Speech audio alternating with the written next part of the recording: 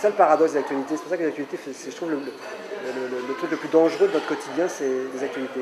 5 minutes de France 2 d'actualité, vous avez le cafard pour toute la journée, parce que soit c'est les catastrophes, vous ne pouvez rien y faire, et vous ne pouvez pas même pas aider, rien, mais vous vous sentez coupable d'être en bonne santé, d'avoir un travail et de bien manger, donc vous vous sentez coupable, ou alors on vous lance des choses absolument terrifiantes, ou un futur dévastateur. Vous voyez, donc, et ça, je trouve que c'est un vrai poison, ça frilorise les gens beaucoup. On cherche à expliquer. Mais le drame humain vient de l'éducation, c'est dès l'école. On nous met déjà en compétition les uns avec les autres. C'est pas parce qu'on est un cancre qu'on est un raté, mais c'est quand même ce qu'on croit. C'est une constate, j'étais un gosse assez moyen, c'est ce que j'ai cru pendant très longtemps, quoi. Et c'est faux. Et il y a simplement des structures mentales qui sont plus scolaires que d'autres.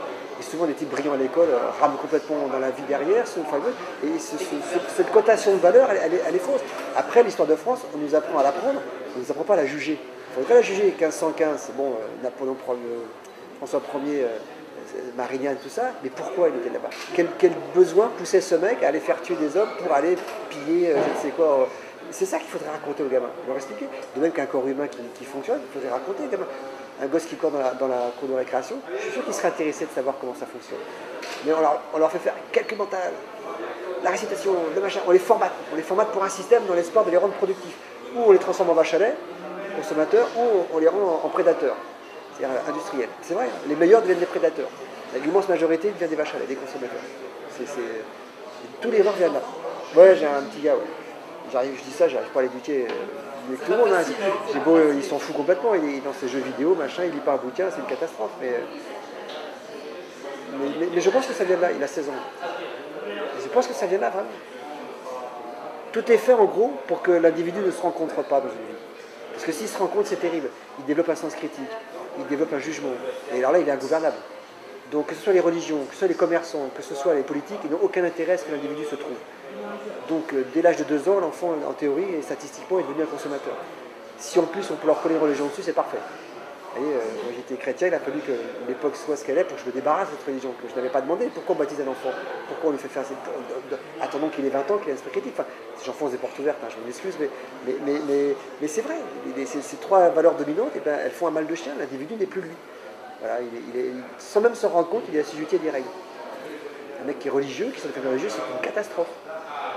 Vous voyez, voilà. Bon, voilà. Après ce brûlot audiovisuel que je viens de livrer, voilà. Pas forcément négatif, je pense qu'il y a du bonheur à prendre, mais il faut justement se méfier beaucoup des autres, de l'environnement, de ceux qui dominent, de ceux qui parlent, ce que je suis en train de faire en ce moment d'ailleurs. Il faut se méfier de ces gens, il faut se méfier, il faut cultiver son soi. Quoi. Voilà. Voilà. Donc il y a plein de choses positives à prendre, surtout qu'une vie c'est court. Je pense qu'avec un peu de bol, je mourrai avant que les vraies catastrophes n'arrivent. J'espère que ça pourrait durer un peu dans mon gamin, ça serait bien aussi, parce qu'il y a vraiment des choses sublimes, mais il faut être très méfiant. L'éducation, finalement, c'est la méfiance des règles, c'est la méfiance de ce qu'on nous apprend. Voilà, c'est la vraie éducation, l'éducation de l'autodidacte. La vraie éducation comment dire, affective des gens qu'on aime, c'est de leur apprendre à se trouver eux-mêmes. Voilà. Et donc à ne pas écouter forcément ce qu'on dit, y compris l'école, même si il faut un peu de réussite scolaire pour pouvoir avoir une place dans ce monde-là. Mais c'est plein de nuances, hein, mais toutes les tragédies qui existent aujourd'hui, ça commence à l'école, je suis absolument certain. Il y a un bouquin de Laborie qui s'appelle L'éloge de la fuite, parce qu'il y a eu ce cas qui a un manifeste sur le comportement humain qui est extraordinaire. J'avais découvert ça avec Gaspard Noé sur Irréversible. Il m'avait dit tu devrais lire ce bouquin que j'avais lu. Et du coup j'ai lu toutes les œuvres de Laborie, dont un film avait été fait, d'ailleurs Mon oncle d'Amérique. Il raconte ça très très bien. Les bonnes nouvelles on les a jamais. Vous voyez, moi à titre personnel, je m'étais frité avec un mec de France 3 à la télé sur le vilain. On a parlé que de ça. Le mec m'a fait revenir 15 jours après pour refaire l'émission avec lui en direct après avoir vu le film. Personne n'en a parlé. Ils s'en foutent. Ce qui les intéresse, c'est que les mecs qui se cassent la gueule. C'est rigolo, hein. Et effectivement, les informations, c'est une mise en scène d'une drame permanente. Puis permanent, hein, quand vous avez le câble, vous avez les chaînes de câble LCI, machin, etc. C'est permanent. Vous installez pour peu que la télé marche en... Faites autre chose et elle tourne, mais vous sautez par la tête au bout d'une heure. Ça fait 1 heure, c'est que des horreurs. Il n'y a pas de travail, il y a la maladie, la planète se détruit, guerre en Syrie, les images qui vont avec, c'est pas possible. Quoi.